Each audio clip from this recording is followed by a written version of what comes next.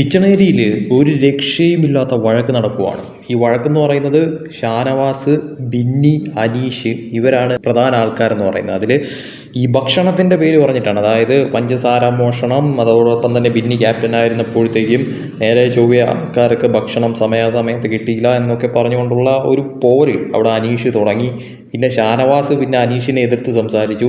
അനീഷ് പിന്നെ ഷാനവാസിനെതിരെ തുറന്നടിച്ചങ്ങ് സംസാരിക്കുന്നു. പിന്നെ അതിൻ്റെ ഇടയ്ക്ക് ബിന്നി കയറി വന്നു. ബിന്നിയുമായിട്ട് പിന്നെ വളരെ രൂക്ഷമായിട്ടുള്ള തർക്കങ്ങൾ ഉണ്ടാകുന്നു. അങ്ങോട്ടും ഇങ്ങോട്ടും കുറേ സമയമായി അടുക്കളയിൽ കിടന്ന് പരമാവധി എത്രത്തോളം സംസാരിക്കാമോ ആ ഒരു തരത്തിലുള്ള ഒരു വലിയ തോതിലുള്ള ഒരു തർക്കം ആ ഒരു രീതിയിൽ പൊക്കോണ്ടിരിക്കുന്നു. അതിൻ്റെ ഇടയിൽ ലക്ഷ്മി കയറി ഇടപെടുന്നു. പിന്നെ ലക്ഷ്മിയുടെ അടുത്തായി അനീഷ്.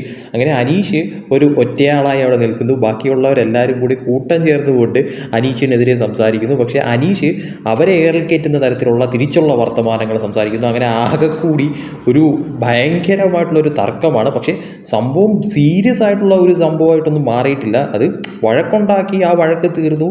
പിന്നെ അതൊരു എൻ്റർടൈനിങ് രീതിയിലേക്ക് അങ്ങ് മാറുകയായിരുന്നു. എന്തായാലും രസകരമായിരുന്നു. കിച്ചൺ ഏരിയയിലും അനീഷ് സീരിയസ് ആയിരുന്നു. പക്ഷേ ബാക്കിയുള്ളവർ സീരിയസ് ആയി എടുത്തു. അതിനുശേഷം പിന്നെ അത് ഫണ്ണാക്കി മാറ്റുന്ന തരത്തിലായിരുന്നു ഷാനവാസിൻ്റെ ഒരു നീക്കം എന്ന് പറയുന്നത്. കൂടുതൽ BB അപ്ഡേറ്റ്സുമായിട്ട് വീണ്ടും വരാം.